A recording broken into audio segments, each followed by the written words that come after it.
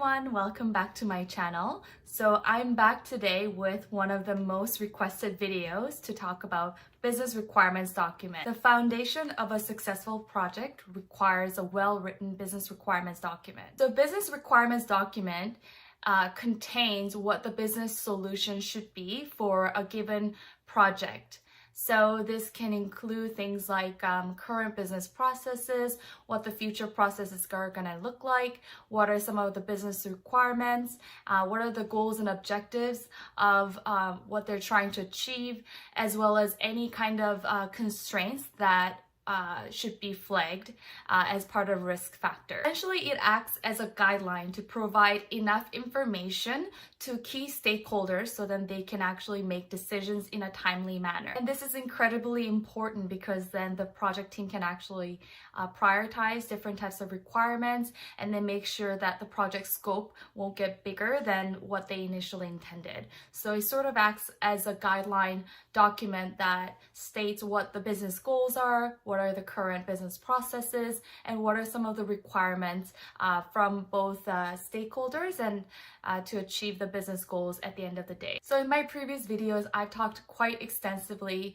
about different types of requirements out there, and there is a reason why I did so. Without having a deep understanding of different types of requirements out there, it's going to be really difficult for you to write a really great business requirements document. For today's video, I wanted to actually walk you through a sample of business requirements document section by section. Also, for those of you who watched the video until the very end, I have a small gift surprise for you, so just keep on watching.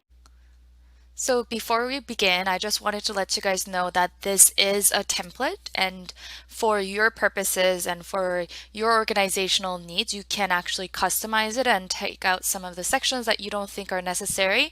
So this is totally something you can work to make changes. It's not be all end all, but it does include a lot of essential information and structure that you can begin to follow.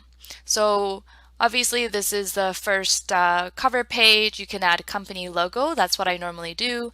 I usually add my company logo and then the author and version if possible. And then we go into the document revision history. As you know, that sometimes when we go through the requirements and as you attend different workshops, you can actually end up with more requirements from each of those sessions. So that's why we have to keep track of different types of documents and what kind of revisions have been made. Also, I'm not going to spend too much time here. If you are delivering this requirement document for a specific project, you can actually add more information here. But again, it's not necessary. You don't have to, but if you want to, then you can certainly add more information here. So the business requirements document is a major deliverable representing the achievement of the business analysis milestone in a project management setting. So it requires formal review and sign off by the client acceptor or whoever is going to provide a sign off, who's going to represent the interests of the business area stakeholders. Under normal circumstances, the business requirements document is created by the senior business analyst who is delegated to a project. So the business requirements document template conforms to some of the best practices and is the primary tool for structuring requirements. So gathering requirement activity is what we call it. And then interim feedback loops and approvals from the business stakeholders are going to be captured. And that's why I've mentioned before that there could be multiple versions as it goes through different iterations of approvals.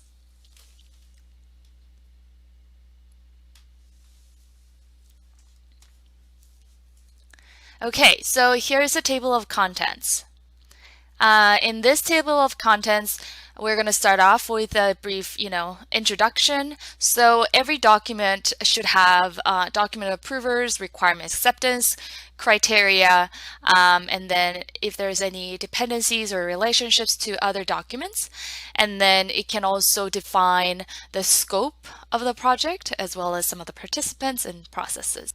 So I'm not going to spend too much time under introduction because I think the meat of this business requirements document really relies on under the section 2 and 3, business process overview as well as the requirements. So I'm just going to briefly go through the introduction. It basically lists out the document purpose, and then it also provides some of the tips and what are different enterprise environmental factors that can be taken into consideration if you want to, not necessary. And then also who the document approvers are going to be, right? Because we have to know who the key stakeholders are for the final stage of approval. So it's really important for us to know who's going to say, yep, these are all the changes that we're going to be making, and we are good with that decision, right? So who's the key decision maker that can provide those approvals at the end of the day? Alrighty.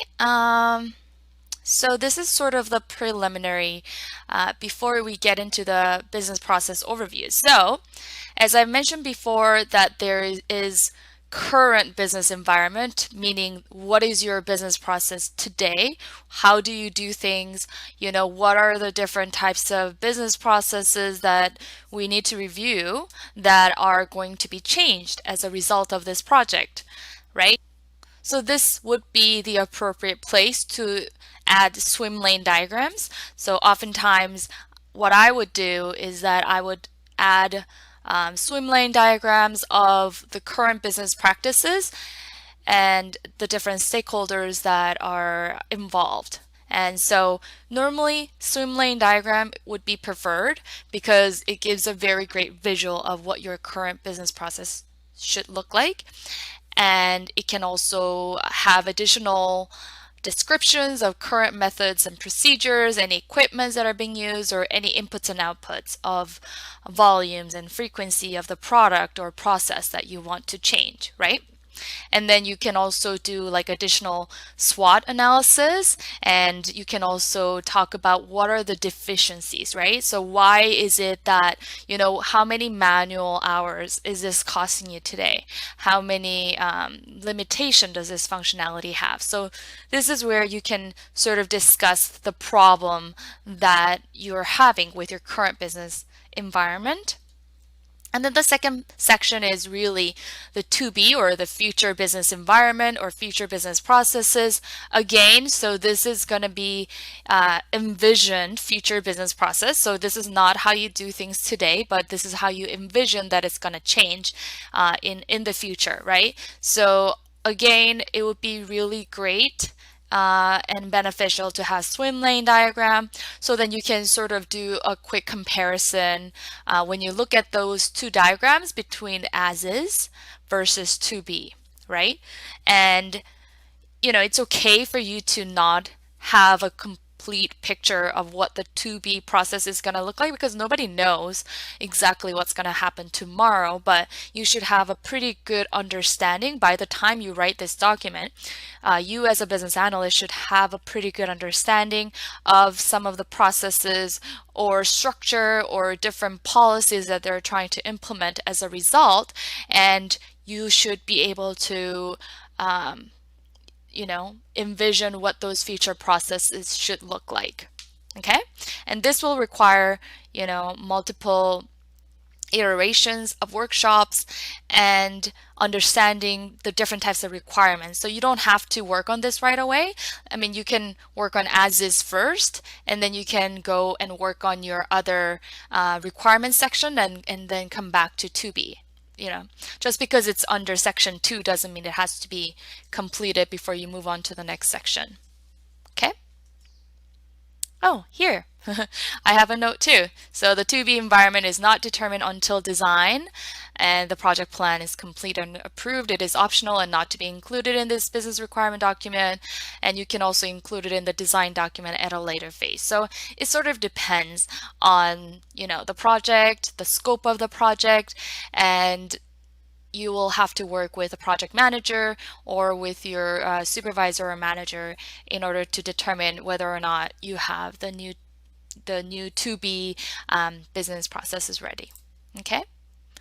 And then you can also include key improvements and capabilities that are to be improved upon, or any kind of upgrades that are going to be made to an existing capabilities. And section 3 requirements would be the most critical part of business requirements document. So obviously we're going to start off with the high level business requirements of what is the enterprise business goals, objectives, and benefits. Describe why the project initiated, what is a problem that we're trying to solve at the end of the day, right? What is the problem or opportunity that we're trying to achieve, and what kind of solution is required, why is it required, and how are we going to achieve business objectives at the end of the day, right? So this is sort of like a high level business requirement. Okay, so the stakeholder requirements really focuses on who, right? So how are these particular stakeholders or stakeholder groups, how are they going to interact with the solution?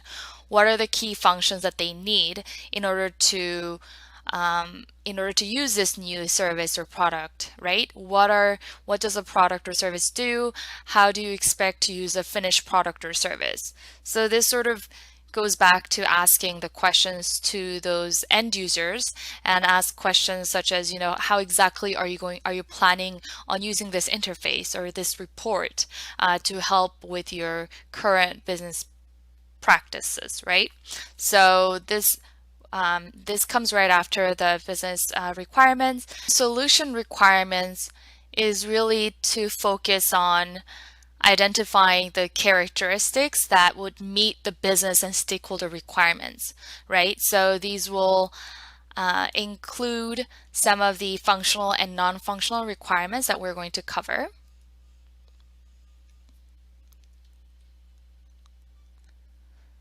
So functional requirements. Let's say you're working on a project where you're trying to improve a system functionality, right?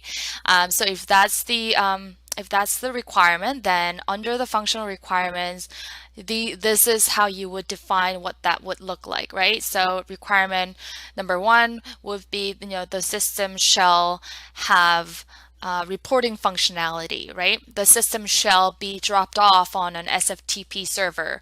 The system shall have an ability to identify certain employees that are eligible to be included in this interface, right? So these are all the different types of functional requirements. So we're not necessarily proposing a solution or what it should look like, but we are saying these are the requirements that need to be checked off in order for us to say, yeah, this is the end product that we want to see.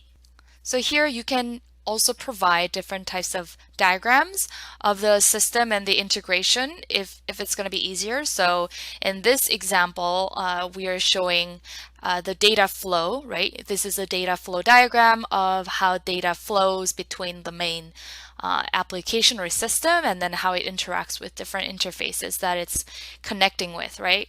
So, if it helps, then by all means, I think it's best to sometimes include some of these visual diagrams to help with your explanation. And then there's also the reporting functionality that we always have to remember, especially in systems.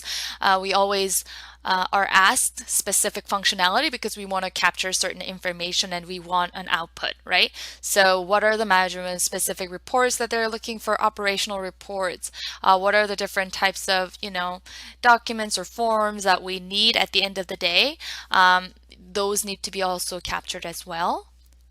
And there is some non-functional requirements, such as like the performance or quality standards of this new system that we were talking about, right? What is the capacity? What's the speed? What's the availability, right? So for one of my projects that I've implemented in the past, they would ask questions like, how long would it take to run payroll for 100,000 employees, right? What's your speed and capacity? And I would also hear questions like, is your server going to crash if we have thousands and thousands of people who are trying to log in at the same time, right? So these are some of the performance and quality standards that are sort of related to non-functional requirements. And also security is important aspect that we need to consider, especially if you're working with different types of systems like I do, especially because of SOX compliance. So some of you who are in accounting will be familiar with SOX compliance, also known as Sarbanes-Oxley Act, to protect shareholders and then the general public from accounting errors and fraudulent practices in enterprises. So basically, we have to limit the amount of information that users can have within the system, right? So I cannot be the one submitting, a purchase order of $50,000 and also be the one who can approve it, because what if I am somebody who's trying to steal money from the company, right?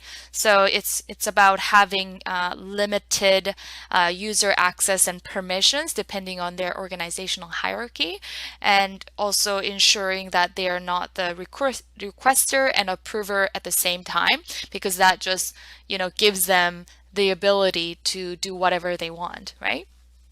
So that's also an important part to consider.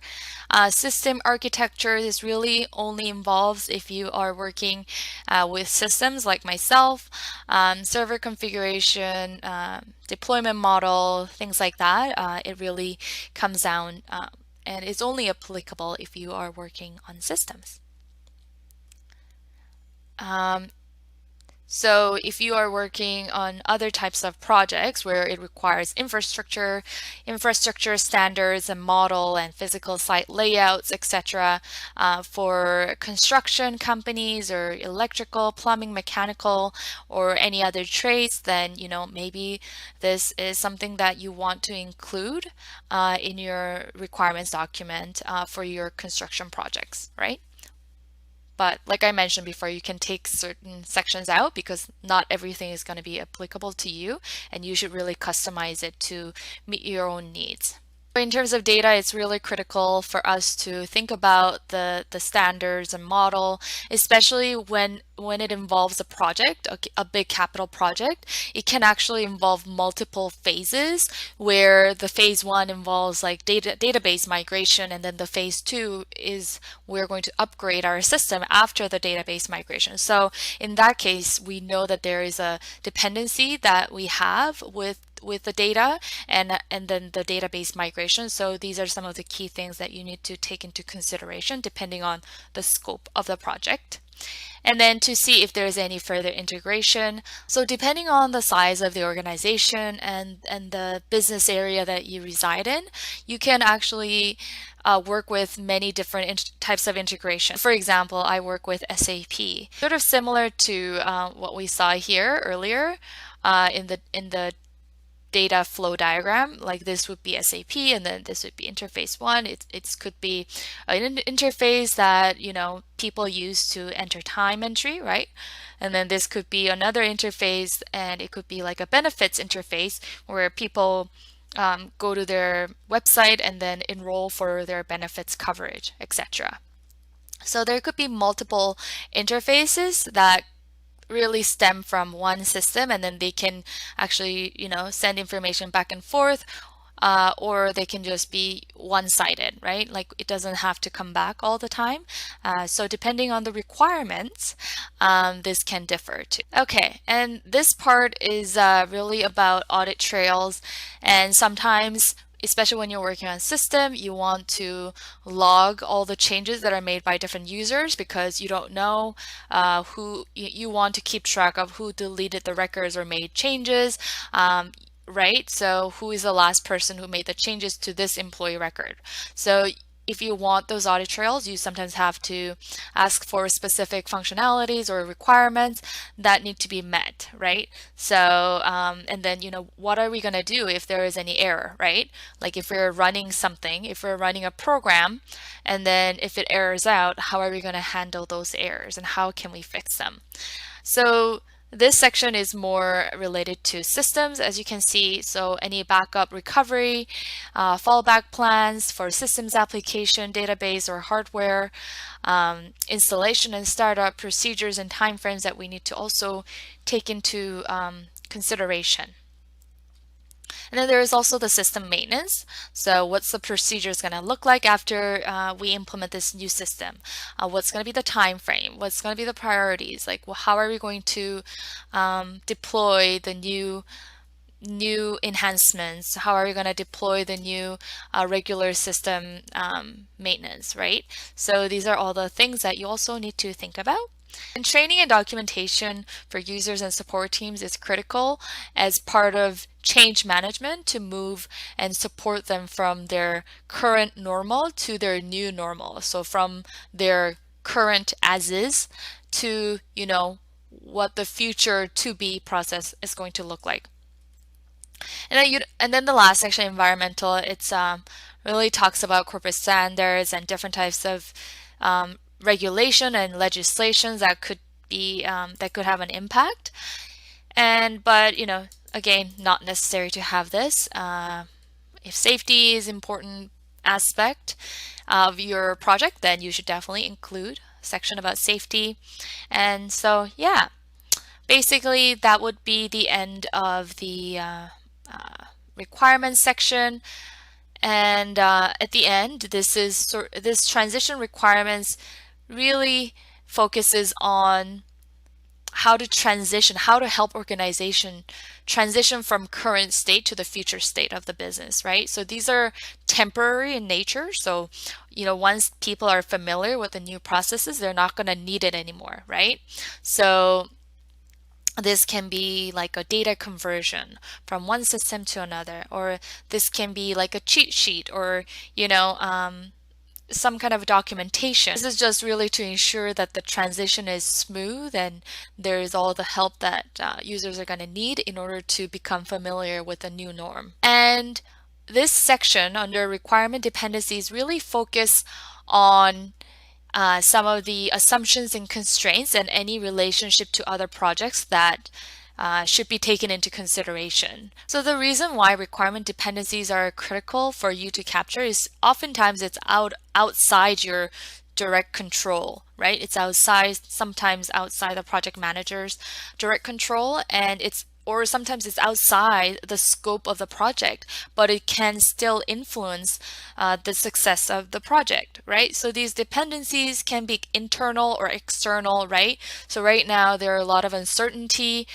surrounding COVID, right? That's completely outside this project, but realistically, that factor can really influence the project timeline, right? For example, are we going to get our budget in time because of COVID, right? COVID introduced a whole new different checklist that people need to go through in order to get their budget approved. So, do you think that could be a constraint, right? So then you would probably write it down. And then, if there's any other existing project that's going on that could have a dependency on your project, then you should also list them as well.